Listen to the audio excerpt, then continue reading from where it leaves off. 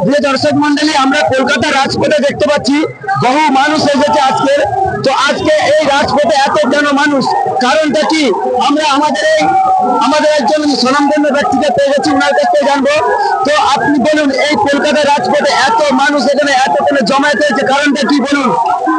দেখুন, আজকে আমরা এখানে উপস্থিত হয়েছি যে আমাদের এই জানেন কিছুদিন আগে যে আমাদের ভারত সরকার, অযোগ্য সরকার, যে রাতের অন্ধকারে অবৈধভাবে গায়ের জোরে যে মুসলমানদের পৈতৃক সম্পত্তি, অকপ সম্পত্তি যে আমাদের পূর্বপুরুষরা ছেড়ে গেছে, তার উপরে হস্তক্ষেপ করার একটা ষড়যন্ত্র, একটা চক্রান্ত করেছে।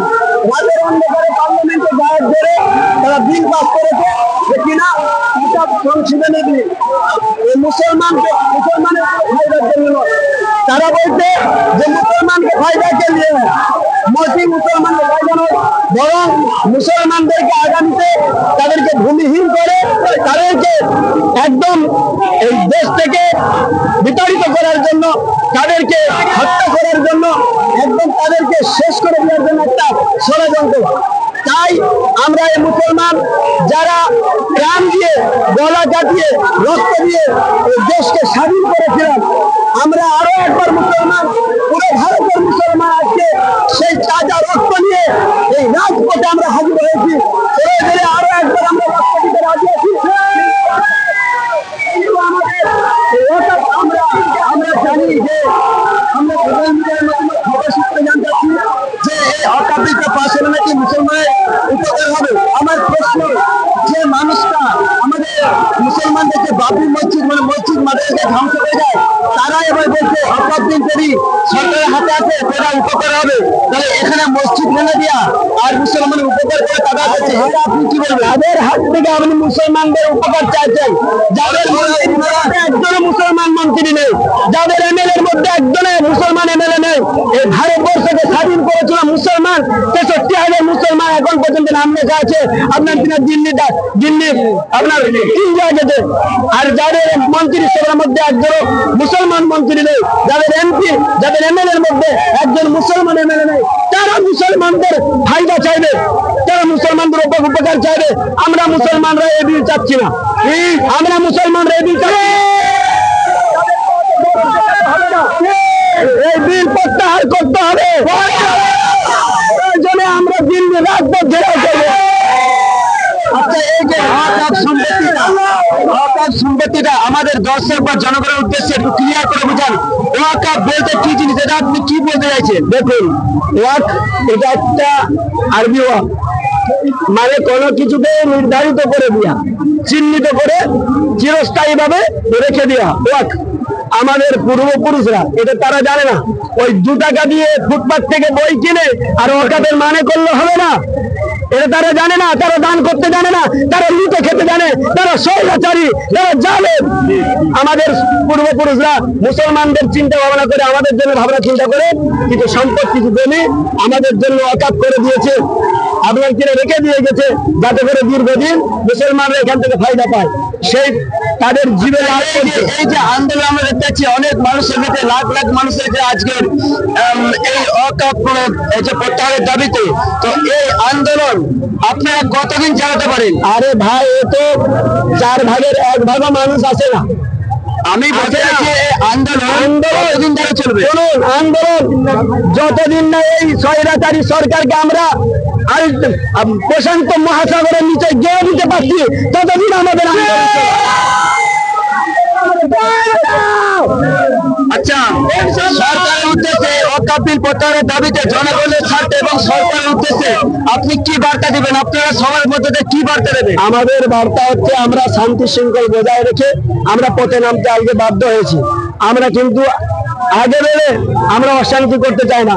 তারা অশান্তির আগুন লাগিয়েছে, তারা অশান্তির আগুন লাগিয়েছে, মুসলমানদের ইমানে হাত দিয়েছে, মুসলমানদের মসজিদে হাত দিয়েছে, মুসলমানদের ওয়াকফ সম্পত্তিতে হাত দিয়েছে, যার কারণে মুসলমান ক্ষিপ্ত হয়ে আজকে রাজপথে নেমেছে। একটাই বার্তা দিতে চাই যে ভারত সরকার যদি ভালো চায়, তো এই বিলকে প্রত্যাহার করতে হবে তাদের।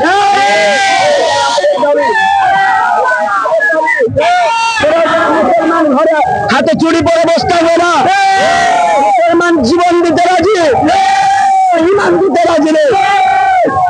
দর্শক মন্ডলী, আমরা দেখতে পাচ্ছি আজকে কলকাতা রাজপথে রামলীলা ময়দানের উদ্দেশ্যে 10 এপ্রিল 2025 জমিয়তে উলামায়ে হিন্দের ডাকে আজকের দিকে দিকে মানুষ এসেছে। একটাই দাবি, এক দফা ওয়াকফ সম্পত্তি। তারা এই যে সরকার বা কেন্দ্র সরকার বা মোদী সরকার রাতের আধারে লুকিয়ে তারা এই ওয়াকফ বিল পাস করেছে, এটাকে মুসলমান কোনোভাবে মেনে নেবে না। কারণ যে মুসলমানের পৈতৃক সম্পত্তি বা তাদের পূর্বপুরুষের সম্পত্তি, তাই তারা আজকে এই সম্পত্তিকে হাতছাড়া করবে না। দরকার হলে জীবনের বিনিময়ে এই ওয়াকফকে তারা আটকাবে, কারণ এটা মুসলমানের সম্পত্তি।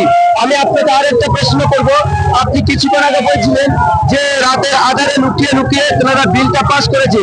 আমরা সাধারণত জানি যে কোনো সরকারি অফিস বিকাল 5টা বা সন্ধ্যা 5টার পর খুলে থাকে না। আমরা যদি সন্ধ্যা 5টার পরে একটা পঞ্চায়েত অফিসে যাই একটা সার্টিফিকেট নেওয়ার জন্য, আমাদের দেয় না, তো আমাদের ফিরিয়ে দেয়, পরবর্তী দিনের জন্য ওয়েট করতে বলে। এখানে সরকার, যেখানে সরকারি অফিস খোলার সময় নেই, রাত্রি বেলায় লুকিয়ে লুকিয়ে সারা রাত্রি জাগিয়ে 3টের সময়, রাত 3টের সময় ওয়াকফ বিল পাস করলো। এই সম্পর্কে আপনি কি সরকারকে বার্তা দেবেন? দেখুন, এই সরকার নিজের মনে যেটা চাই সেটাই করছে। এদের মধ্যে আইন শৃঙ্খল কোনো কিছু নেই। 5টার মধ্যে সমস্ত কিছু সরকারি অফিস বন্ধ হয়ে যায়। তারা তড়িঘড়ি করে নরেন্দ্র মোদীর মাটি সরে গেছে, সে বুঝতে পারছে যে আর সময় নিলে হবে না। এই সময়ের মধ্যে রাত্রি 3টে পর্যন্ত তারা আপনার গায়ের জোরে মানুষকে, মানুষের চোখকে অন্ধকার করে তারা এই বিলকে পাস করেছে, যাতে করে এমনকি তড়িঘড়ি করে রাষ্ট্রপতি সই করে নিয়েছেন। এটা পুরো পরিকল্পনা। কেন রাষ্ট্রপতির কাছে যখন যাবে, সে রাষ্ট্রপতি 2-3 দিন সেটাকে নিয়ে ভাববে, তারপরে সে সাইন করবে, সই করবে। কিন্তু পরিকল্পনা করে তার পরের দিনে, একদিনের মধ্যে রাষ্ট্রপতি একদম লোকসভা রাজ্যসভা পাস করে এবং রাষ্ট্রপতি সই করেছে। এটা পুরো আপনার কিনা ষড়যন্ত্র, চক্রান্ত মুসলমানদের বিরুদ্ধে। আচ্ছা, ওয়াকফ সম্পত্তি আপনারা যে আন্দোলন চালিয়ে যাচ্ছেন, আপনাদের আশা আমাদের ওয়াকফটা আমরা ফিরিয়ে আনবো। যদি ফিরে না আসে, আপনারা শেষ পর্যন্ত কি উদ্যোগ নিতে পারেন? আমরা পুরো ভারতকে অচল করে দিতে পারি, আমরা নিজেরাও প্রাণ দিয়ে দিতে পারি। আইন শৃঙ্খল মেনে আমরা দরকার হলে সুপ্রিম কোর্টে গিয়ে, দিল্লিতে যে আপনার কিনাচি ময়দান আছে, যন্তর মন্তর ময়দানে আমরা ধর্ণা দেবো। যত আইনি ব্যবস্থা আছে আমরা নেবো, কিন্তু আমাদের ওয়াকফ সম্পত্তি আমরা ফিরিয়ে নেবো। দর্শক মন্ডলী, তোমরা দেখতে পেলে যে ওয়াকফ সম্পত্তিটা মুসলমানদের সম্পত্তি।